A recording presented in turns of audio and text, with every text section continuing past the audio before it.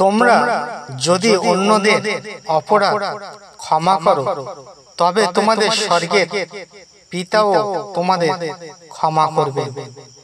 কিন্তু তোমরা যদি অন্যদের ক্ষমা না করো তবে তোমাদের স্বর্গের পিতা তোমাদের অপরাধ ক্ষমা করবেন না। তখন যিশু বললেন, পিতা, এদের ক্ষমা করো, কারণ এরা কি করছে তা জানে না। তারা পাশার ঘুঁটি চেলে গুলিবাট করে নিজেদের মাঝে তার পোশাকগুলি ভাগ করে নিল। স্ত্রীলোকটি উত্তর দিল, কেউ করেনি মহাশয়। তখন যিশু বললেন, আমিও তোমার দোষী করছি না, যাও, এখন থেকে আর পাপ করো না। আমি একমাত্র যে তোমাদের সব পাপ ধুয়ে মুছে পরিষ্কার করে দিই। নিজেকে খুশি করতে এই সব আমি করি। তোমাদের পাপের কথা আমি মনে রাখবো না। যারা দয়াবান তারা ধন্য, কারণ তারা দয়া পাবে। যাদের অন্তর পরিশুদ্ধ তারা ধন্য, কারণ তারা ঈশ্বরের দর্শন পাবে। কারণ আমার বিরুদ্ধে তারা যত অপরাধ করেছে সে সব আমি ক্ষমা করব। তাদের সকল পাপ আর কখনো স্মরণ করব না। তখন পিতর যিশুর কাছে এসে তাকে বললেন, প্রভু, আমার ভাই আমার বিরুদ্ধে কতবার অন্যায় করলে আমি তাকে ক্ষমা করব? 7 বার পর্যন্ত করব কি? যিশু তাকে বললেন, আমি তোমাকে বলছি, কেবল 7 বার নয়, কিন্তু 7কে 70 দিয়ে গুণ করলে যতবার হয় ততবার। আমরা যদি নিজেদের পাপ স্বীকার করি, বিশ্বস্ত ও ধার্মিক ঈশ্বর আমাদের সমস্ত পাপ ক্ষমা করবেন ও সকল ধার্মিকতা থেকে আমাদের শুদ্ধ করবেন। পূর্ব যেমন পশ্চিমে থেকে বিচ্ছিন্ন, তেমন করে ঈশ্বর আমাদের কাছ থেকে আমাদের পাপকে বিচ্ছিন্ন করে নিয়ে গেছে।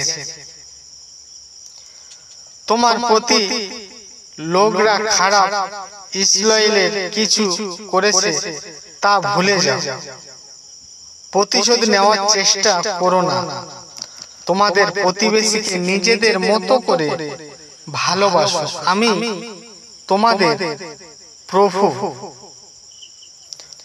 যদি কোনো লোক প্রকৃতই আপনাকে ভালোবাসে, আপনিও তার প্রতি প্রকৃতই ভালোবাসা প্রদর্শন করুন। আপনার প্রতি কেউ যদি সৎ ও একনিষ্ঠ হয়, আপনিও তার প্রতি সৎ হন। ভালোবাসাকে কখনো পরিত্যাগ করো না, সর্বদা সৎ এবং বিশ্বাস্ত থাকবে। এই জিনিসগুলিকে তোমার নিজের অঙ্গীভূত করে নাও। এইগুলি তোমার কণ্ঠে জড়িয়ে রাখো, তোমার হৃদয়ে লিখে রাখো।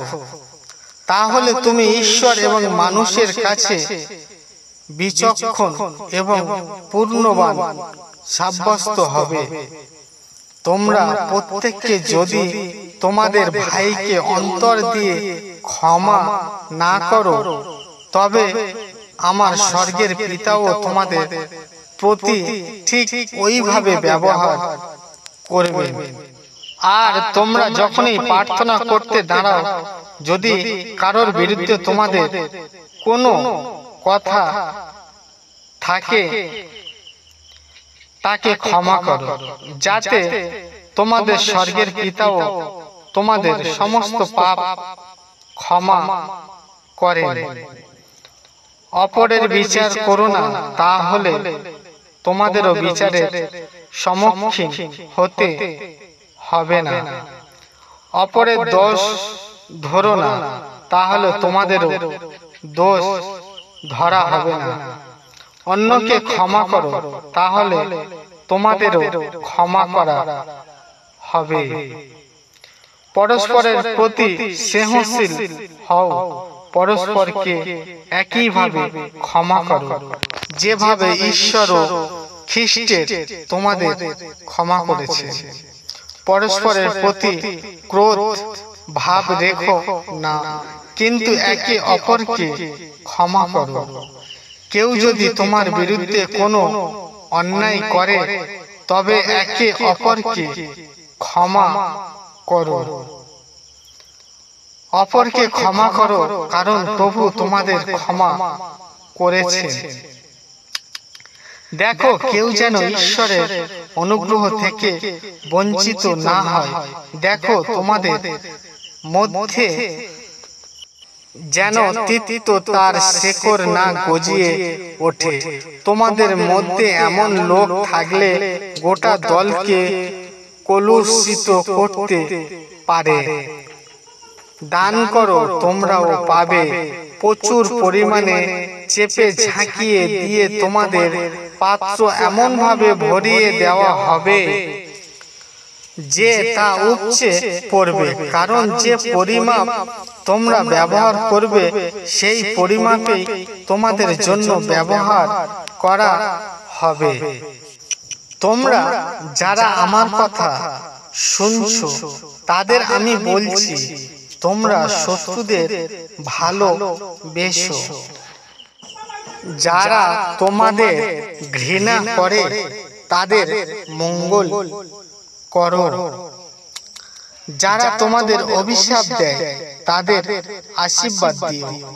যারা তোমাদের সঙ্গে দুর্ব্যবহার করে, তাদের জন্য প্রার্থনা করো।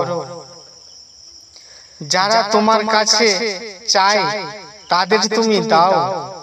আর কেউ যদি তোমার কাছে থেকে তোমার কোনো জিনিস নিয়ে নেয়, তা ফেরত চেও না। তুমি অপরের কাছ থেকে যেমন আচরণ প্রত্যাশা করো, তাদের প্রতি সেই রকমই আচরণ করো। বিচার করো না, তাহলে তোমরাও বিচারিত হবে না। কাউকে দোষী করো না, তাহলে তোমরাও দোষী সাব্যস্ত করা হবে না। ক্ষমা করো, তাহলে তোমাদেরও ক্ষমা করা হবে।